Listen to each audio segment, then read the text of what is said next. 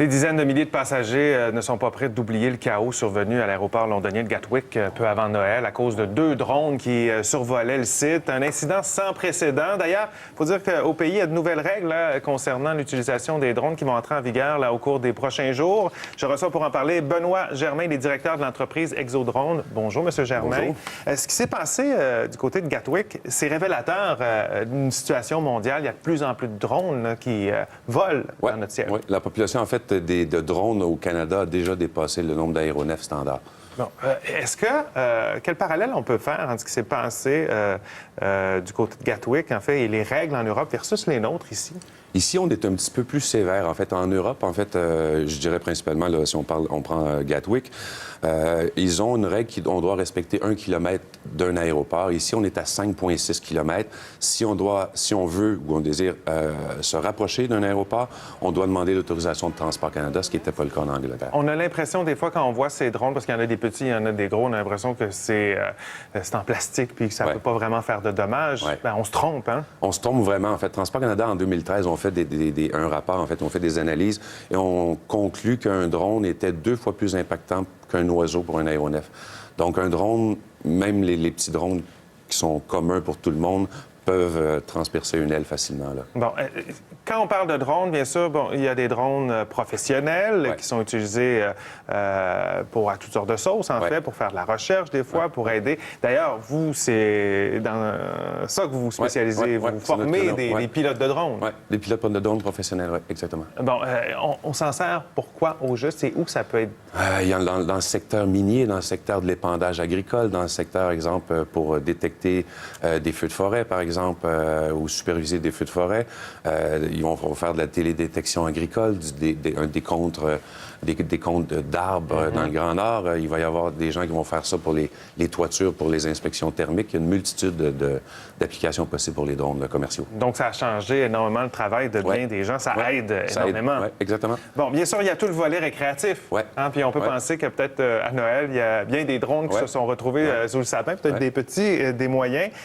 Parlez-nous des règles. Est-ce qu'on peut faire voler notre drone n'importe où?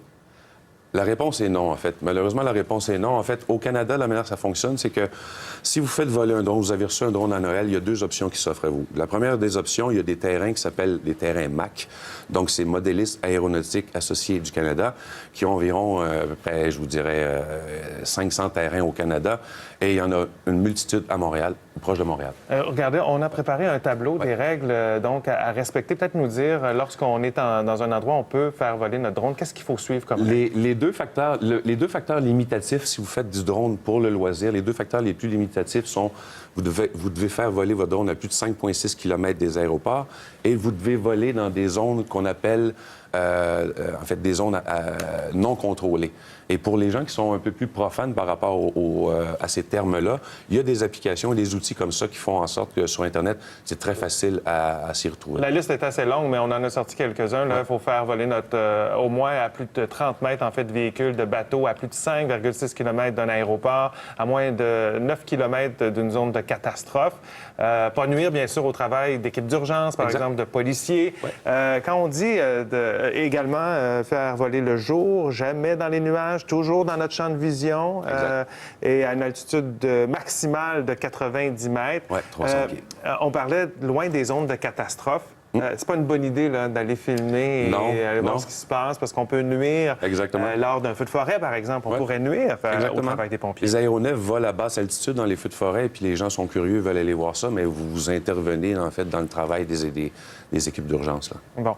Quels sont les changements annoncés par Transport Canada? Il y en a qui s'en viennent en 2019. En fait, on nous avait promis un changement pour 2018 et là, on nous a dit que ça allait rentrer rapidement en 2019. Les principaux changements, en fait, le changement majeur, c'est qu'aujourd'hui, on fait la distinction entre les vols de loisirs et commerciaux.